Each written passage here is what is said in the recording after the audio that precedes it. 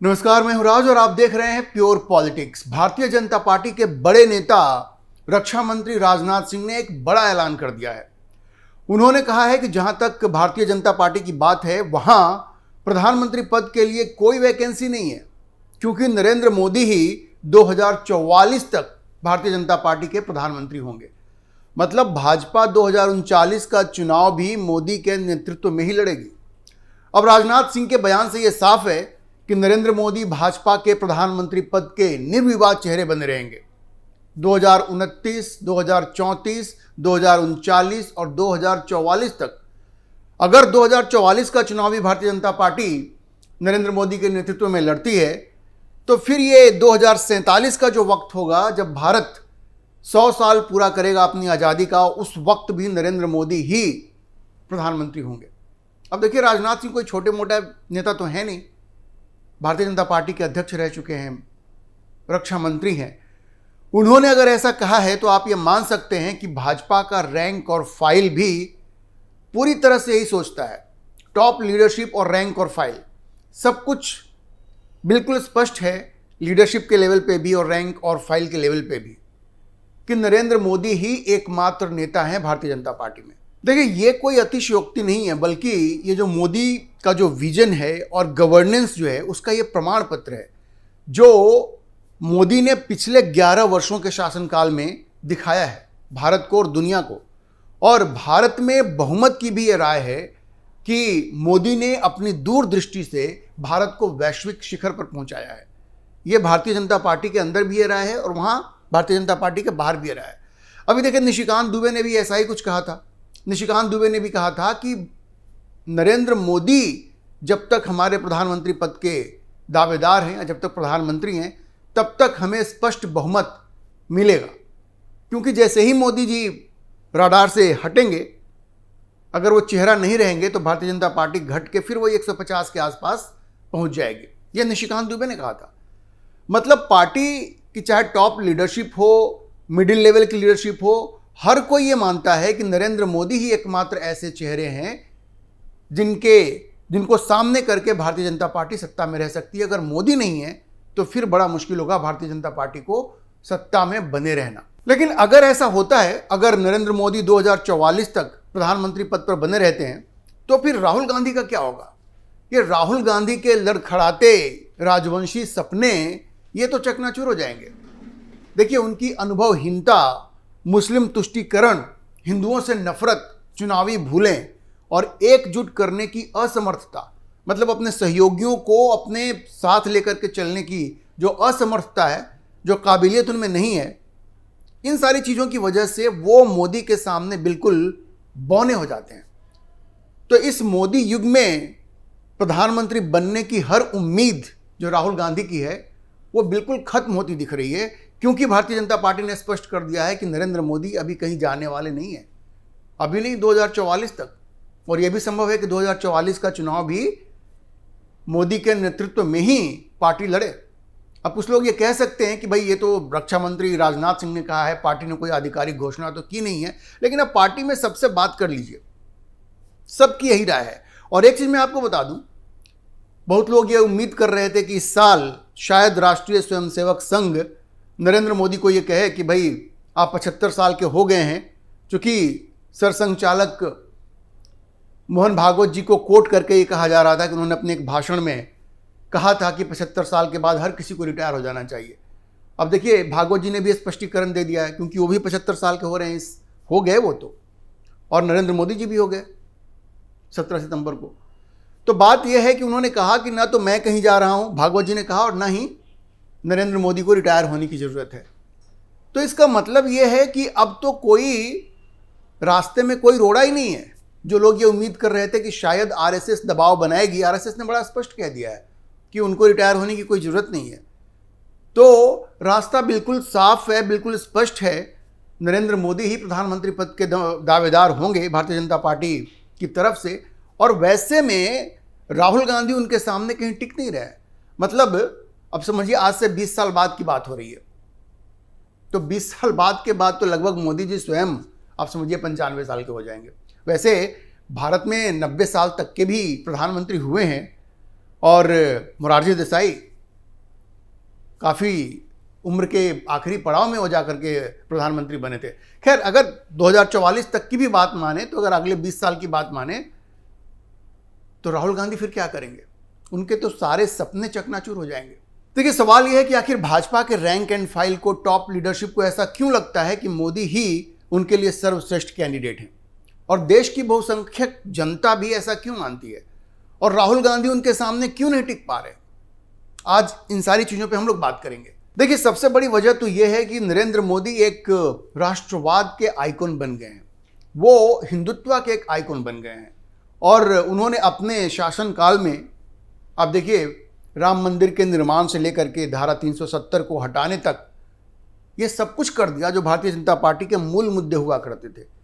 और भारत का जो बहुसंख्यक हिंदू है, उनके बीच में नरेंद्र मोदी की जो छवि बनी है, उसका मुकाबला कोई नहीं कर सकता, क्योंकि अब तक सेकुलरिज्म के नाम पर इस देश में हिंदुओं को दोयम दर्जे का नागरिक बना करके रखा गया था। अब आप देखिए, राहुल गांधी की पॉलिसी क्या है? ये सेकुलरिज्म की बात करते हैं और सेकुलरिज्म के नाम पर हिंदुओं को बांटो और राज करो, उनको जातियों में बांट करके। अब उनकी एक ही चिंता है, जाति जाति, लेकिन हिंदू समाज अब इसको पसंद नहीं कर रहा है। तो राहुल गांधी की ये जो छवि बन गई है हिंदू विरोधी, इसको हिंदू विरोधी कहेंगे। वो सब जगह जाते हैं, वहाँ पे उन्होंने क्या क्या भाषण, कभी किसी पादरी से मिलने चले जाते हैं तो हिंदू धर्म के खिलाफ कुछ बयानबाजी कर देते हैं। तो उनकी तो बात, उनकी छवि ऐसी बनती जा रही है कि जो देख के लगता है कि उनको हिंदुओं से जैसे नफरत है। तो एक तो ये सबसे बड़ा कारण है कि एक हिंदू बहुल देश में जहाँ 80% हिंदू हैं, वहाँ नरेंद्र मोदी हिंदुओं के एक आइकॉन के रूप में उभरे हैं, और वहीं राहुल गांधी की छवि बिल्कुल हिंदू विरोधी की बन गई है। तो ये तो बिल्कुल आप समझिए कि राहुल गांधी कहीं टिक ही नहीं पाएंगे, और भारतीय जनता पार्टी के कैडर को लगता है कि यही हमारे लिए सबसे बेस्ट ऑल्टरनेटिव हैं, नरेंद्र मोदी हमारे लिए सबसे बेस्ट बेट हैं। इसके अलावा जो दूसरी बात है वो टीना फैक्टर है। जैसे मैंने कहा आपको, नरेंद्र मोदी की छवि इतनी बड़ी हो चुकी है, वो पार्टी से वो आगे निकल चुके हैं। बहुत सारे लोग हिंदुस्तान में वोट करते हैं, इसलिए को कहते हैं कि हम मोदी को वोट देना चाहते हैं। अगर उसको भाजपा पसंद नहीं भी है तो भी उसको मोदी पसंद है। तो एक टीना फैक्टर है भारतीय जनता पार्टी में भी। टीना मतलब there is no alternative, TINA, there is alternative, कोई विकल्प नहीं है। भारतीय जनता पार्टी में भी नरेंद्र मोदी के कद का कोई दूसरा नेता है नहीं। और विपक्ष में भी, जैसा मैंने कहा आपको, विपक्ष में हर कोई ये मानता है कि राहुल गांधी ही विपक्ष के नेता हैं, चूंकि वो सबसे बड़ी पार्टी को रिप्रेजेंट करते हैं, लेकिन वो कहीं नरेंद्र मोदी के सामने टिकते नहीं है। और कोई दूसरा बाकी क्षेत्रीय पार्टियां हैं, उनका कोई नेशनल आउटलुक ही नहीं है। वो भाषा के नाम पर और छोटी छोटी चीज़ों के नाम पे उलझे हुए हैं, कोई नेशनल आउटलुक नहीं है। मतलब राष्ट्रीय स्तर पर नरेंद्र मोदी का कोई विकल्प नहीं है। ये टीना फैक्टर है जो नरेंद्र मोदी के पक्ष में जा रहा है। अब देखिए, प्रधानमंत्री मोदी के पक्ष में एक चीज़ और जो बड़ी मजबूती से उनका केस मजबूत करती है, वो है भारत का जो आर्थिक ग्रोथ है, इकोनॉमिक ग्रोथ है भारत का। जो भारत का जो विकास है वो नरेंद्र मोदी ने जिस तरह से बढ़ाया है पिछले 11 सालों में।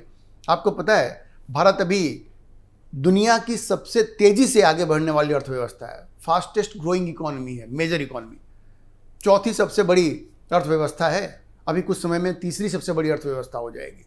तो ये जो एक मैसेज गया है पूरे देश में कि नरेंद्र मोदी भारत की अर्थव्यवस्था को संभाल सकते हैं, और वहीं राहुल गांधी जिनके पास कोई इकोनॉमिक विजन ही नहीं है, कोई इकोनॉमिक विजन नहीं है, कभी GST को सपोर्ट करते हैं, कभी उसका विरोध करते हैं, कभी कहते हैं कि भारत की इकोनॉमी डेड हो गई है। बताइए, कोई नेता अपने ही देश की इकोनॉमी के बारे में ऐसी बात कह सकता है क्या? लेकिन राहुल गांधी ने ऐसा कहा। जब ट्रंप ने कहा कि भारत डेड इकोनॉमी है, तो राहुल गांधी ने उसको सपोर्ट कर दिया। मतलब जिस व्यक्ति का अपने देश की अर्थव्यवस्था में कोई भरोसा नहीं है, उसको देश की जनता उस पर क्या भरोसा करेगी? तो भारतीय जनता पार्टी इस चीज़ को देख रही है कि नरेंद्र मोदी ने जिस तरह का विकास किया है, तो वही उनके लिए बेस्ट बेट है 2044 तक, और ये राहुल गांधी, इनको भी जनता देख रही है। तो जब तक ये राहुल गांधी हैं, तब तक तो नरेंद्र मोदी वैसे भी भारतीय जनता पार्टी के लिए बेस्ट ऑल्टरनेटिव है, और इसलिए राजनाथ सिंह ने कहा कि 2044 तक वो रहेंगे। अच्छा, दूसरी चीज़ जो भारतीय जनता पार्टी की जो रैंक एंड फाइल है, टॉप लीडरशिप है, उसको जो इम्प्रेस करती है, पूरे देश में जिसकी प्रशंसा होती है, और वो कि डिप्लोमेसी के लेवल पे नरेंद्र मोदी ने जो अचीव किया है। देखिए, अभी अमेरिका के साथ रिश्ते इधर आकर के खराब हुए हैं ट्रंप के दूसरे टर्म में।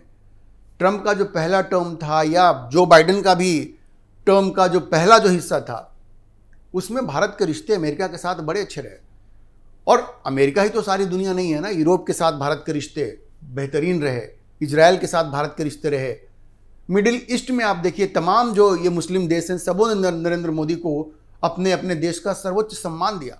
तो डिप्लोमेसी में भारत, लोग ये रश करते थे, उनको ईर्ष्या होती थी कि भारत के अमेरिका के साथ भी अच्छे संबंध हैं, रूस के साथ भी अच्छे संबंध हैं। ये सब कुछ देख करके लोग आश्चर्यचकित थे। हाँ, बीच में चीन के साथ झड़प भी हुई, पाकिस्तान के साथ भी झड़प हुई। तो डिप्लोमेसी करने का मतलब ये नहीं है कि कोई आपके घर में घुस जाए, कोई आपके यहाँ आतंकवाद फैलाए तो आप उसका प्रतिकार नहीं करेंगे, वो तो करना ही है। और कोई अगर ऐसी हिमाकत करता है तो उसको सज़ा देना भी जरूरी है। सज़ा चीन को भी मिली और पाकिस्तान को भी मिली। लेकिन ये तो हमारे नेबर्स हैं जिनके साथ की हमारी लड़ाइयाँ पहले से होती रही हैं, चलती रही हैं। उसके अलावा आप देखेंगे तो पूरे दुनिया में यूरोप के साथ, ऑस्ट्रेलिया के साथ, अमेरिका के साथ भारत के रिश्ते नरेंद्र मोदी के टाइम में बहुत अच्छे हुए।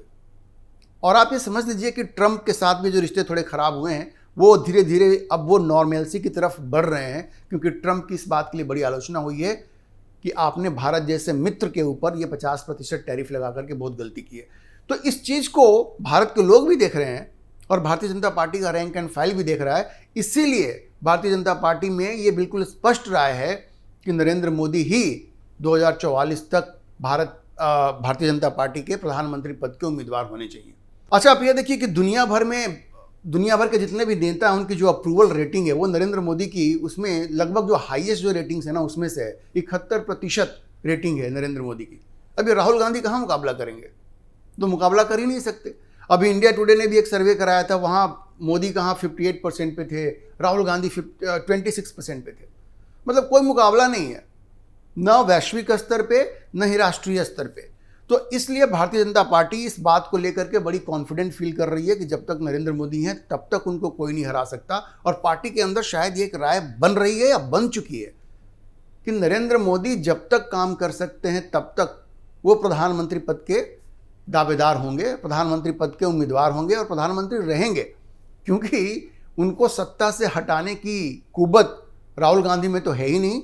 और दूसरा कोई नेता क्षेत्रीय स्तर पर भी नहीं दिख रहा है जो उनको अपने पद से हटा सके। जैसे पहले होता था ना यूनाइटेड फ्रंट के ज़माने में, जैसे कोई देवगौड़ा बन गए, कोई इंदर कुमार गुजराल बन गए, तो उसकी भी कोई दूर दूर तक संभावना नहीं है।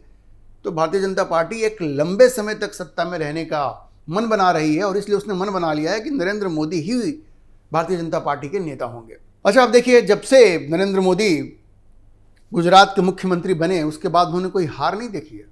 3 बार गुजरात के मुख्यमंत्री रहे, उसके बाद पिछले 3 टर्म से लोकसभा का चुनाव जीत रहे हैं। मतलब उनकी ये जो इलेक्टोरल इनविंसिबिलिटी है, अपराजय हो चुके हैं वो, जहां तक चुनावों की बात है। राहुल गांधी कहां सामने टिकते हैं? उनका बेस्ट परफॉर्मेंस अभी आया है, 99 सीट उनके पास आई थी, 99। आप समझ लीजिए, तो कोई मुकाबला नहीं है। और इसलिए राहुल गांधी की तुलना में अगर नरेंद्र मोदी रहेंगे तो भाजपा को तो कोई हरा नहीं सकता। और चूंकि ये तो एक वंशवादी पार्टी है, राहुल गांधी पे इस बात का आरोप लगता है कि भाई वो तो वंशवादी हैं, कब्जा करके बैठे हुए कांग्रेस के ऊपर। लेकिन भारतीय जनता पार्टी को ऐसा लगता है कि राहुल गांधी रहें तो अच्छा है, क्योंकि एक तरफ राहुल गांधी होंगे और दूसरी तरफ नरेंद्र मोदी होंगे, तो कोई मुकाबला ही नहीं है। भारतीय जनता पार्टी का जीतना तय है। इसलिए भाजपा, आप मान के चलिए कि आने वाले समय में मोदी को बदलने का सोचेगी भी नहीं, वही उनके प्राइम मिनिस्टरियल कैंडिडेट होंगे। कब रिटायर होंगे ये मोदी स्वयं डिसाइड करेंगे, विपक्ष कुछ भी कहता रहे। भारतीय जनता पार्टी ने जैसे मन बना लिया है कि मोदी के साथ कोई छेड़छाड़ नहीं करना है। तो आप समझिए कि मोदी का जो 11 सालों का परिवर्तनकारी नेतृत्व है, उन्हें 2044 तक भाजपा का बिल्कुल बेस बनाता है, अपरिहार्य आधार बनाता है। वे भारत को सुपर पावर की ऊंचाइयों पर ले जाने वाले अडिग सेनापति हैं। और दूसरी तरफ राहुल गांधी हैं जो एक राजवंशी हट का प्रतीक है।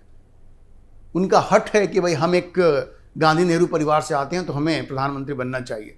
लेकिन वो अनुभवहीनता, एक तो कोई एक्सपीरियंस नहीं है और हार के बोझ तले दबे हुए हैं। 3 बार लगातार हारे हैं लोकसभा में, न जाने कितनी बार, 100 से ज़्यादा तो विधानसभा चुनाव हार चुके हैं वो। तो उनकी हर चाल, हर दावा मोदी की विशाल छाया से अगर तुलना करें तो बिल्कुल बौना साबित होता है। तो राजनाथ सिंह का ये जो ऐलान है ये इतिहास रचता है।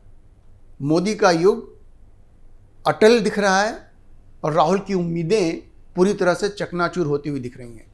एक बात बड़ा स्पष्ट है, भारत का भविष्य मोदी के साथ ही सुरक्षित है, ये भारतीय जनता पार्टी मानती है और इसलिए 2044 तक मोदी को ही अपना नेता बना के रखना चाहती है। अभी के लिए इतना ही। हम इस खबर पर नज़र बनाए रखेंगे और आपको अपडेट करते रहेंगे। इस विषय पर आप क्या सोचते हैं, अपनी राय कमेंट बॉक्स में जरूर लिखें और अगर आपको ये वीडियो पसंद आया हो तो आप इसे लाइक करें, शेयर करें और हमारे चैनल को सब्सक्राइब जरूर करें।